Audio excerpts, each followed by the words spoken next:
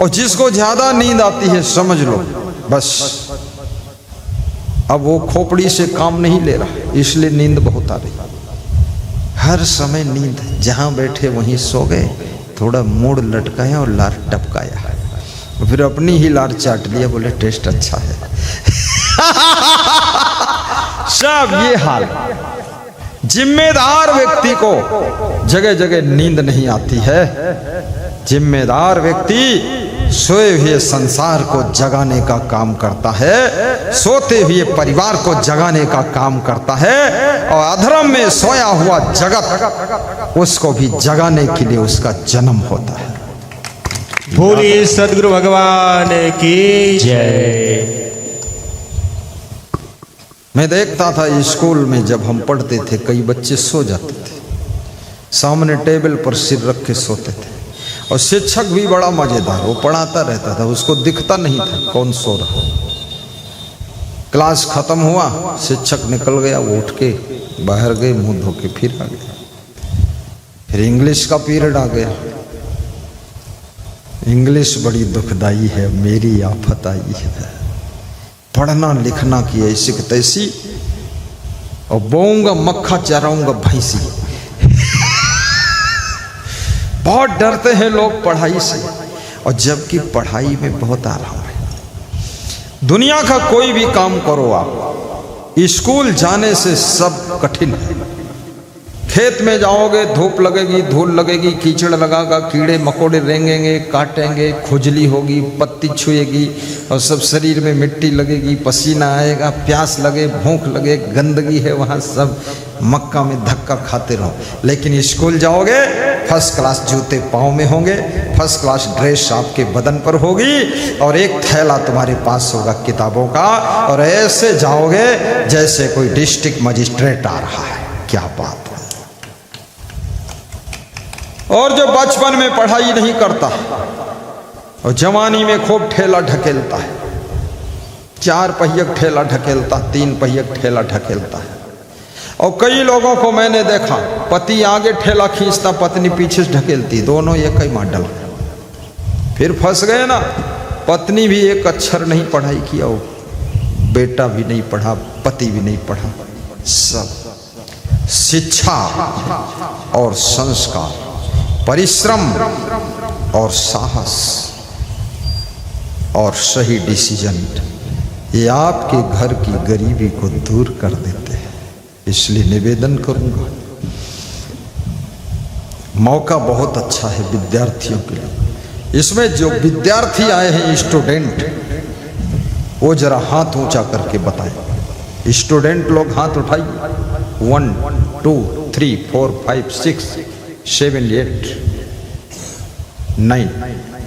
देखो विद्यार्थी, गर्मियों की छुट्टी है, ना मालूम कहाँ मामा नाना के यहाँ घूम रहे फालतू। सत्संग में आना चाहिए।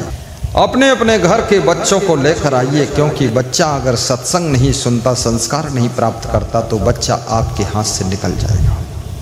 फिर पढ़ने जाएगा दिल्ली, वहां से ढूंढ लाएगा एक काली बिल्ली, तुम परेशान हो जाओगे। तुम भेजोगे उसको कहाँ? झारखंड, पूरा घूमेगा ब्रह्मांड,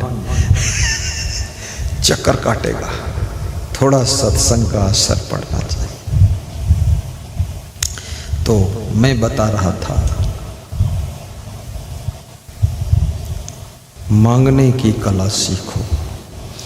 जब हम रेलवे स्टेशन जाते हैं तो वहाँ टिकट मांगते हैं। जब होटल में जाते हैं तो आप जो खाना है वो मांगते हैं कि समोसा लाइए, कचौड़ी लाइए, जलेबी लाइए।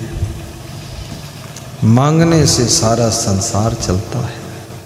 इसलिए कोई सत्संग के लिए अगर मांगता है तो दिल खोल कर तन मन धन से सहयोग करना चाहिए, और सत्संग का पुण्य भी बांट लेना चाहिए, और साथ साथ में पूरा मन लगाकर सत्संग सुनना चाहिए।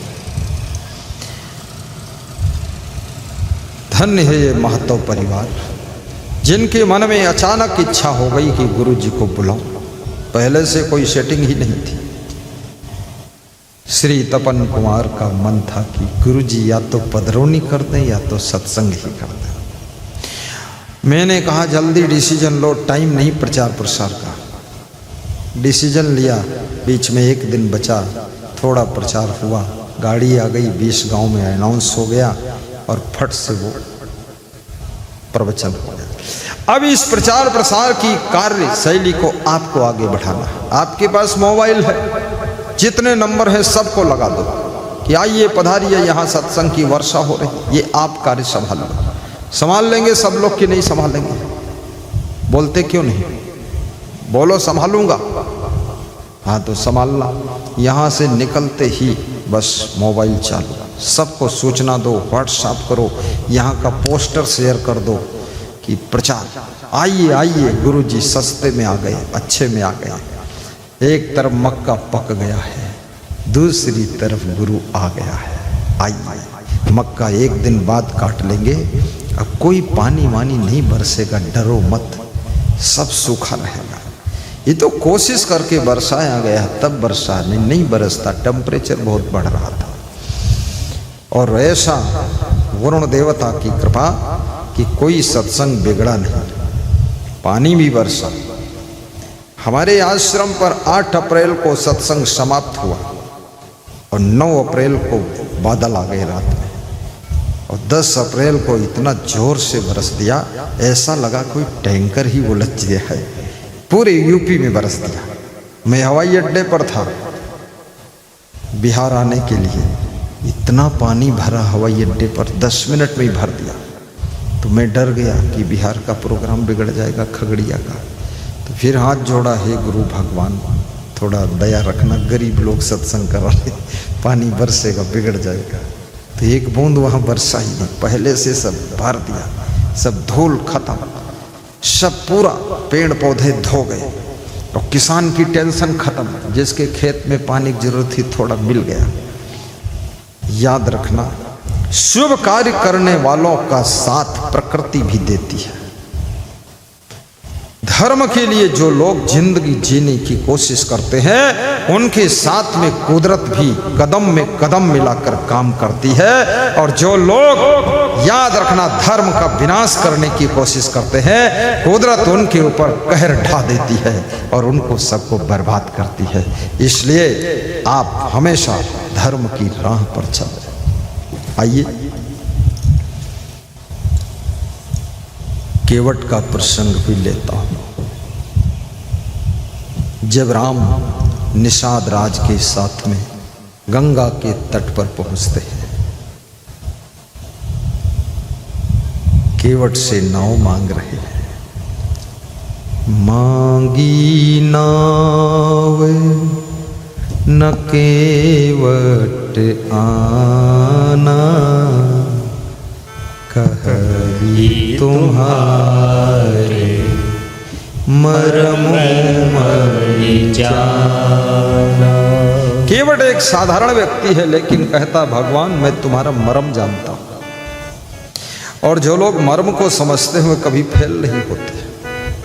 किसी के मर्म को समझ जाना, किसी के मन को पढ़ लेना, किसी के दिल को रीडिंग कर लेना, किसी की चाल ढाल को रीडिंग करना, किसी के स्वभाव से उसको रीडिंग कर लेना, उसको समझ लेना।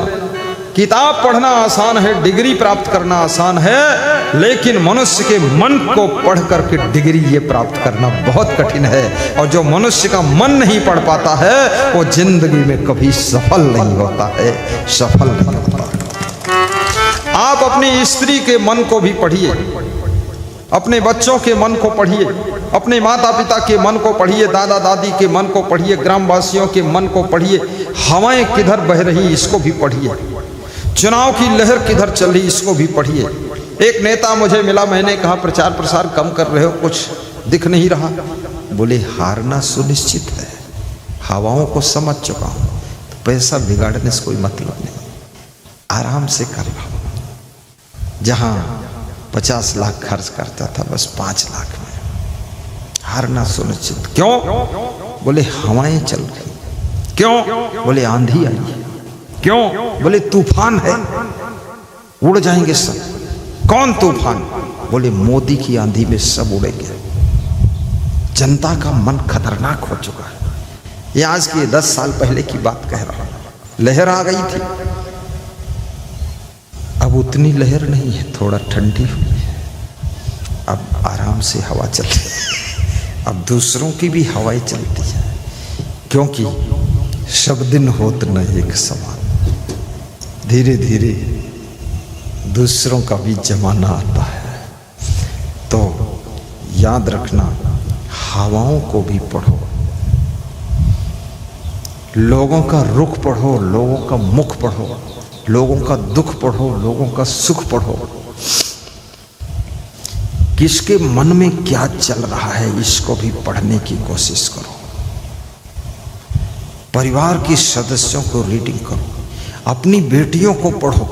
कितने माँ बाप कहते हैं अरे मेरी बेटी बहुत अच्छी थी, हम तो जान ही नहीं पाए, वो भाग गई किसी लड़के के साथ। तुम पढ़ ही नहीं पाए, तुम्हारी बेटी अच्छी थी, उसको रीडिंग करो। बेटी जब ओंठ में लाल रंग लगाने लग जाए कुंवारेपन में, तो समझ लो खतरे की घंटी वो तुमको सुना रही है कि लाल रंग आ गया है। लाल के बाद अब काल आने वाला है। हाँ, ओंठ में लाल रंग, गाल में लाल रंग, बाल में रंग। बेटियां जब फैशन के सड़क पर उतर जाए तो माँ बाप को चिंता करके शीघ्र शादी का प्रबंध करना चाहिए। ये फैशन फालतू नहीं होता है, ये फैशन सूचना देता है कि इस व्यक्ति को जरूरत क्या है। याद रखना, ये संदेश है, मैसेज है आपके लिए। आप ना समझो तो खतरा होगा। लड़का अगर तुम्हारा फैशन करने लगा, एक गांव का सरपंच मिला, बोला कि छोटे लड़के का विवाह कर दिया। तुमने कहा क्यों? इससे 2 और बड़े हो बच गए। तुमने कहा क्यों? लाइन तोड़ा। बोले लाइन इसको ज्यादा जरूरत थी, गांव में घूमने लगा था, ये चक्कर काटता था, हिप्पी कट बाल रखता था। ये 2 इससे बड़े वाले शांत थे, इनका 2 साल रुक जाए विवाह तो ठीक, पर इसका बहुत खतरा था, अगर रुके तो ये फिर किसी के साथ चला जाता, इज्जत चली जाती गुरुजी। तो हमने कहा बड़े होशियार हो। बोले होशियार, होशियार बनना पड़ता है, इसलिए अपने बेटी और बेटा के मन को भी पढ़िए। चुनाव लड़ना है, थोड़ा जनता के मन को पढ़ो, रीडिंग करो, फिर टिकट पिकट लो। ऐसे नहीं कि कूद गए ले लिया टिकट। मैंने पता लगाया एक सज्जन को कि वो सज्जन कहाँ है, तो बोले वो परदेश कमाने चले गए। तो हुआ क्या? बोले जमीन बेचकर चुनाव लड़े, बुरी तरह हार गए, कुछ बचा ही नहीं, तो नौकरी कमाने गए। चुनाव लड़ना सबके लिए जरूरी नहीं है। याद रखना, राजनीति का पथ भी आसान नहीं है। राजनीति के मार्ग पर बहुत खिलाड़ी ही सफल होते हैं, अन्यथा राजनीति की राह पर बहुत से लोग दुर्घटनाग्रस्त होकर के पूरा चरमरा कर चटनी हो जाते हैं। इसलिए पॉलिटिक्स में कृपया सोच समझकर कदम रखना, क्योंकि जो हाथ में है वो भी साथ चला जाएगा आपका। और सबसे पहले अगर सफल होना चाहते हो तो आत्मज्ञान प्राप्त करो। आत्मज्ञान यदि हो गया कि मैं अमर आत्मा हूँ, अविनाशी हूँ, शाश्वत हूँ, अखंड हूँ, सुख दुख से परे हूँ, तो याद रखना हार भी तुमको घायल नहीं कर पाएगी और जीत तुमको अहंकार से भर नहीं पाएगी, फिर तुम मस्त रहोगे। तालियां ऐसी बज रही हैं जैसे लगता है लोग अधमरे बैठे हैं। क्या लोग हैं, मजेदार है। घर का दुख लेकर भी यहीं बैठे हैं सब। अपने मार्केट में बिजनेस में नुकसान हुआ वो भी यहीं खोपड़ी लाद कर बैठे। किसी का गेहूं बरसात में गिर गया है, वही टेंशन है। अरे भैया गुरु तो हंस रहा, अपन तो फंस रहे। ये सारी टेंशन हटा करके जोरदार गड़गड़ाहट के साथ ताली बजाना चाहिए। जो हुआ सो हुआ, अब तो अच्छा रहना चाहिए। अब लगा कि तुम जिंदा ही हो, अभी तक लग रहा था मुर्दों को प्रवचन सुना रहा हूं। साधो ये मुर्दों का गांव। ऐसे ऐसे बजाया करता है। हाँ, ताली बजाना भी नहीं आता, यहाँ मारते, यहाँ से आवाज़ थोड़ी निकलती। ये इसका मध्य बिंदु, ये पंजा यहाँ मारो, ऐसे तो आवाज़। हाँ, उल्टा बजाओ। कुछ लोग तो अपन कुर्सिन पीटत। विधानसभा लोकसभा में नेता लोग ताली बजाते हैं तो टेबल पीटते रहते हैं, वो सामने टेबल उसे पीट देते हैं। क्योंकि राजनीति के पथ पर चलने वाले लोग अथाह टेंशन में रहते हैं। बहुत चिंता का मार्ग है राजनीति, बहुत झंझट है। तुम्हारी पार्टी के लोग ही तुम्हारी टांग खींचते रहते हैं, तुम्हारी पार्टी के लोग ही तुम्हारा टिकट काटने में लगे रहते हैं, तुम्हारी पार्टी के लोग ही तुम्हारी फिजा बिगाड़ देते हैं। दूसरी पार्टी से भी जीतना है, अपनी पार्टी को भी संभाल के रखना है। परिवार को देखने का टाइम नहीं बचता है, इसलिए ज़्यादातर नेताओं के परिवार बिगड़ जाते हैं, सब इधर उधर हो जाते हैं। टाइम नहीं, शरीर भी बिगड़ जाता है, न खाने का टाइम न सोने का टाइम। एक नेता मेरे पास आया, बोला 21 घंटे 20 घंटे जागता हूँ, इतनी मेहनत करता हूँ गुरुजी। तो मैंने कहा 20 घंटे 21 घंटे जागते हो? तो मैंने कुछ नहीं बोला। हमने कहा तुम्हारा शरीर है, तुम 24 घंटे जागो, क्या फर्क है।